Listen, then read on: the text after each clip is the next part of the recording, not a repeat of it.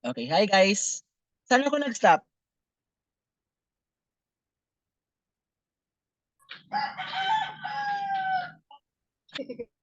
Okay, sorry. Hindi ko na malaya nakamute pala ako, wait, for a while. Okay. Na-discuss ko ba 'to before ako nag-mute? Wala.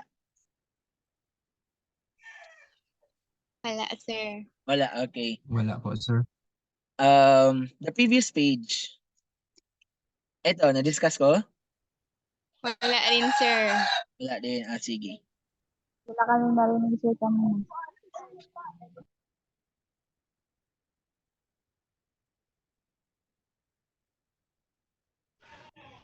Participants.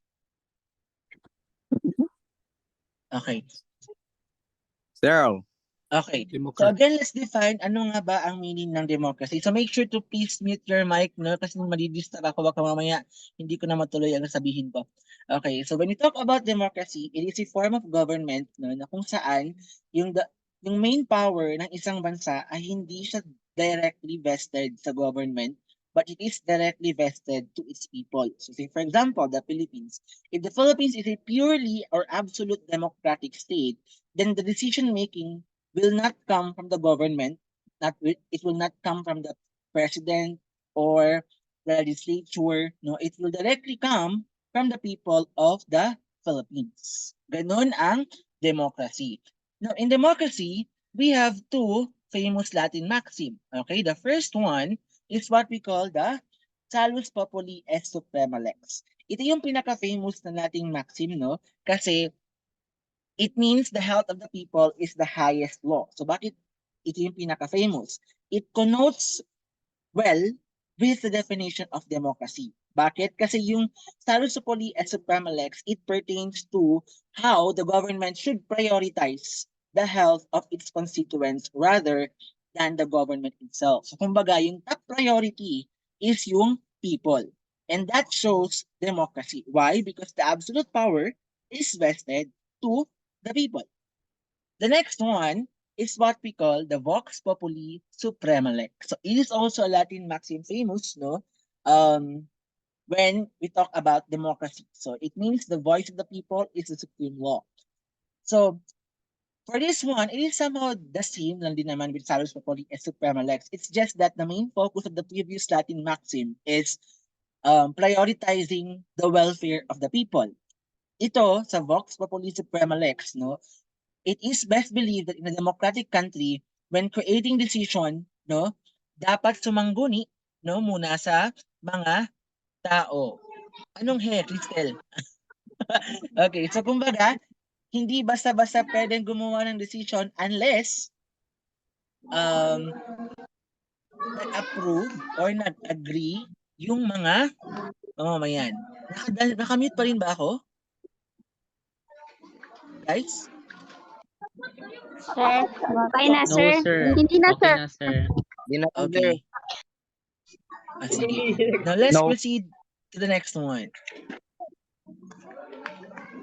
So democracy. So we will now discuss democracy thoroughly.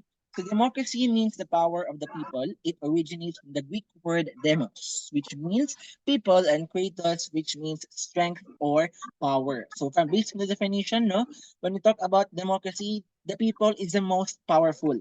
Okay? Hindi yung isang tao lang, hindi yung a group of people. Yan. Hindi lahat ng tao. So democracy runs contradictory to an absolute monarchy and oligarchy. So when we talk about absolute monarchy, the power is directly vested to just one certain person. So say for example, the king or the emperor. Ganun ang absolute monarchy. On the other hand, oligarchy naman, the power is directly vested to a group of people. So pwedeng rich people, ganyan. Say for example, the bourgeoisie or yung mga ganong level, na kung saan pag may mayayaman, marami silang mga alagad. That is what we call as the oligarchy. Okay? So these are some types of democracy. The first one, we have the parliamentary democracy. So this is type of representative democracy where the executive branch derives its democratic legitimacy from its ability to command the support of the legislative branch like a parliament. So parliamentary democracy is it's still democracy, although the decision is not made by the people, but by the people who were voted. Oh, yeah, parang ganun. Halimbawa, the Philippines. The Philippines has 81 provinces, kunyari, di ba? So those 81 provinces, all of those people in those 81 provinces should elect, a representative. So halimbawa, we will elect for the Zamboanga Peninsula, halimbawa, you will elect Sir Gab as the representative. So same goes with the other 81 provinces. Now, right after the election, all of those 81 elected officials will form what we call as the legislative department. Okay? Now, that is also synonymous to a parliament. Okay? So, kumbaga, a parliament is a representation of the people in a district. Ganyan. So, we elect them to create or to make decision in behalf of us. Okay? So, when we are following a parliamentary form of government, we don't have president. So, kumbaga, wala tayong executive branch. Pero, posibleng magkaroon ng executive branch. Paano?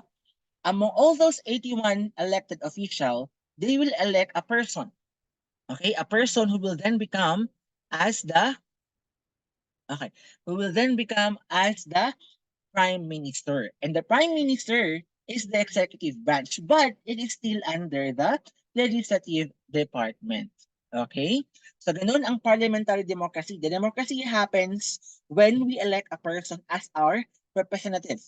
And then the representative will become a part of the parliament. The next type of democracy is what we call the presidential democracy. So ito na yung pinaka-common, halos lahat ng bansa sa mundo is following a presidential type of democracy. So especially the Philippines. The form of our government is a republican, democratic, and presidential, form of democracy.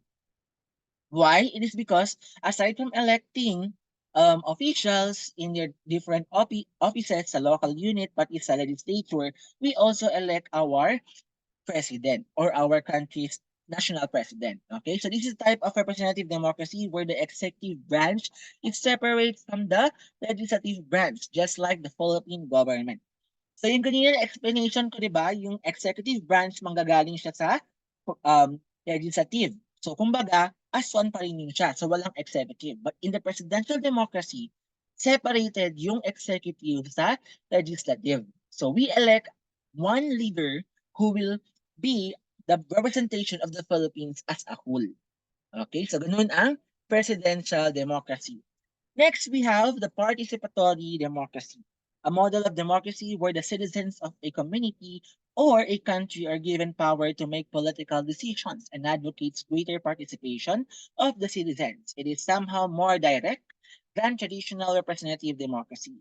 Now, if we are going to discuss participatory democracy, no, I think it is more likely it is connected to absolute democracy. Bakit? Kasi in a participatory democracy, yung power directly siya vested sa tao. Diba? Yung sa previous one, nag-elect tayo ng official. So in a participatory democracy, hindi. When we make decision or when a country creates or makes a decision, no, lahat ng constituents pupulong-pulong. So, halimbawa, sa Zamboanga City, ganyan. So, we will decide whether to abolish Zamboanga, kunyari. So, lahat tayo pupunta sa isang malaking lugar at doon isagawa yung election sa decision. Okay? So, hindi lang yun sa bawat isang decision, ha? All of the decision from the present until the future, lahat ng tao kailangan dumalo para makiboto. Ganun ang participatory democracy. So, it is synonymous, no, to the power, or it is synonymous whereby the power is directly vested to the people, unlike in the previous two na kung saan nag-elect tayo ng someone, no, para mag-decide on our behalf. So, the next one is democratic socialism, a political philosophy where its proponents supports political democracy. Within a social-based context, it has focused on economic democracy, workplace democracy, and among others, which are in contrast with views on socialism today. So unlike the previous form or types of democracy, no, yung focus niya kasi is power in a particular government. Itong democratic socialism, the focus is on the benefits that the people would be able to get. So kumbaga, say for example, workplace. So kung ano yung benefits ng isa, dapat lahat meron. Kung ano yung treatment ng isa, dapat lahat meron. So kumbaga, pantay-pantay. Ganon ang democratic socialism. Okay? The last one, we have religious democracy, a type of democracy where the values of a certain religion have direct influence to its laws and rules. So in this form of democracy, no, the laws or yung mga norms ng isang bansa, lahat yan siya nakabase sa kung ano yung sinusunod nilang relihiyon. Halimbawa, Saudi Arabia, di ba? Saudi Arabia is known as a Muslim country. So the laws and their norms are purely based, no, in the Quran. Okay? Sharia law. Okay? So ganun yung religious democracy. But I wouldn't say that there are countries who practices religious/absolute democracy. Bakit? Kasi pag ang isang bansa nag-submit, no, sa isang theocracy kasi is a form of government na nag-follow sa religion, no? Ang nangyayari kasi, nagkakaroon ng limitation sa freedom. Bakit? Kasi kung ano lamang yung nakasaad sa kanilang, say for example, testament book, parang ganyan, yun lamang dapat yung dapat nilang sundin. Hindi sila pwedeng lumabag, hindi sila pwedeng mag-innovate, hindi sila pwedeng lumagpas. So, I wouldn't say that democracy occurs, although it could happen naman din, no? Like halimbawa, sa mga like philosophical type of religion, say for example, the Buddhism, no, mga ganyan. So, pwedeng-pwede yung mangyari. Yun nga lang, bibihira, no, yung religious type of democracy. Before we proceed, are there any questions with regards to our previous topic? You may raise your hands. If wala, give me a virtual thumbs up. Sir, paano, sir? Sa reaction, mayroon dyan like. Sorry, sir. Okay. Okay. Sige. Now, let's talk about the dimensions of democracy. Okay, yes, Rex, you're raising your hand. Rex? Sir, what is the difference between absolute monarchy and oligarchy? Okay. An absolute monarchy is a form of government whereby the power is vested to a certain person. Isang tao lang. Okay, halimbawa, the king or the emperor of a particular kingdom. Yun, absolute monarchy siya. So kahit may queen siya, kahit marami siyang queens and princesses, no, yung power or yung decision-making process would always come from one person, and that is the main ruler. On the other hand, the oligarchy is a form of government whereby the power is vested to a certain group of powerful people. Kumbaga halimbawa, sa isang lugar, mayroon 10 sobrang yaman. Okay? So itong 10 sobrang yaman na ito, sila lang yung magde-decide sa lugar na iyon. So whenever they make decision, only the 10 of those people will create decisions. Ganon. So, kumbaga, if you're going to differentiate absolute monarchy to oligarchy to the democracy, yung absolute is one person, oligarchy is more than one person but not more than 100. Pero in democracy is to all people. Ganyan. Thank you, sir. Okay. Meron pa ang question?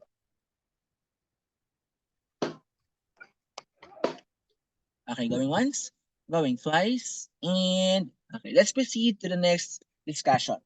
So ano nga ba ang pag sinabi natin dimensions of democracy? So kumbaga, these are components or aspects that completes democracy.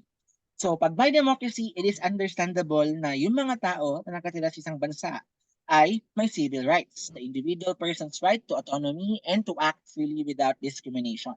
Thereby, in a democratic form of country, all of the people who lives there are free men. Okay? So kumbaga, mayroon silang kalayaan. Okay, halimbawa, the right to life, right to liberty, right to obtain property. So these are examples of civil right. Now, if all of these civil rights are not present, then that particular country is not democratic. Why? Kasi ang isang bansa na kung saan yung constituent niya ay walang freedom, it is considered as a colonized country. No? Kumbaga, yung mga tao niya, slaves. Bakit? Kasi di ba yung mga slaves, wala naman silang freedom. So yun ang civil right. That's why civil rights is very important in the dimensions of democracy. The next one is political legitimation.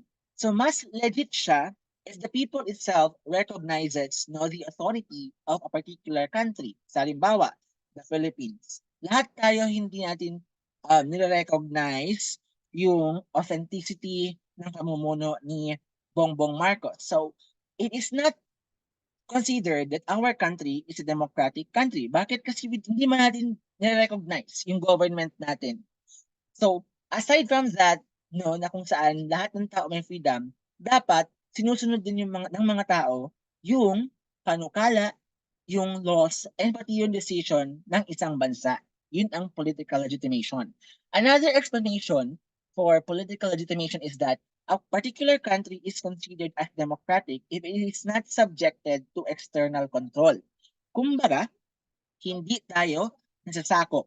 Diba? Kagaya ng in-explain ko kanina, pag nasakop tayo, ibig sabihin, that particular country cannot practice democracy. Why? Because democracy revolves around the idea of equality and freedom. Pero kapag nasakop tayo, the freedom itself and the equality is not, it is questionable. Hindi siya parang angkop, sa isang nasakop na bansa. Okay. So, aside from those, we have what we call the Michael S. Perry's 4 dimensions of democracy. So ito, theory niya naman to. He believes that there are 4 dimensions of a democratic country. So the first dimension is the sovereign people.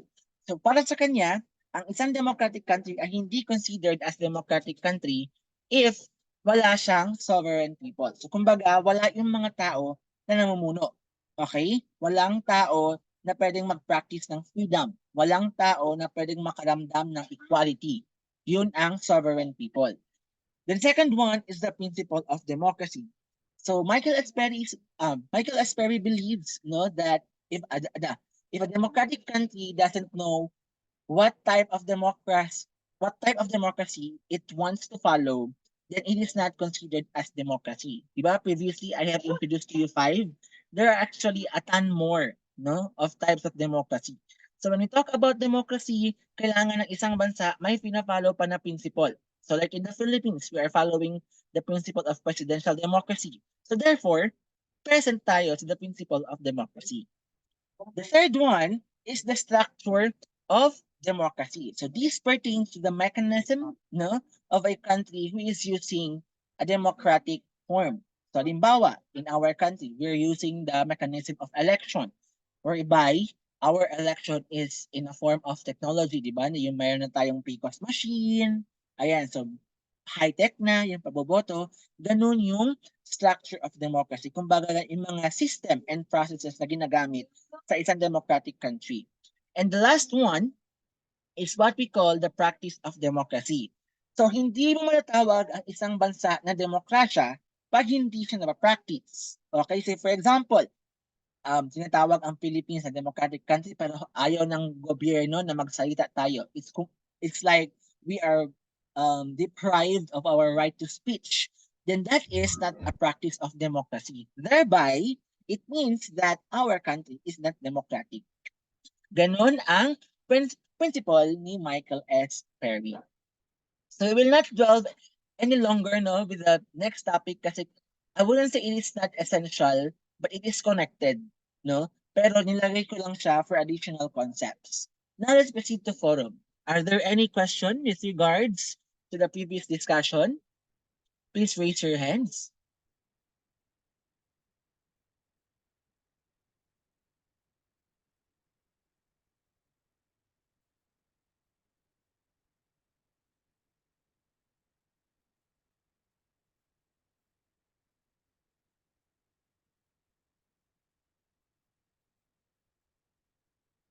Don't be shy.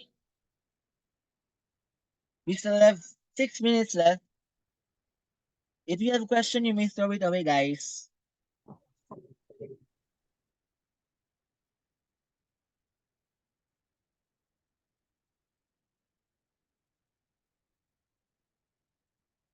Okay, so I believe wala na. If naintindihan ang lecture, give me a virtual heart.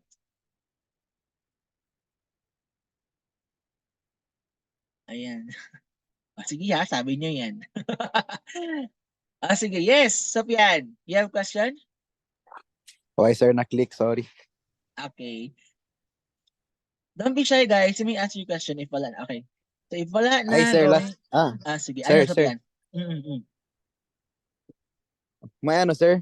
Di, ano ba yun? Points? Di mo kamo. Wala. Optional 84 lang kami. to. Optional lang to. Okay?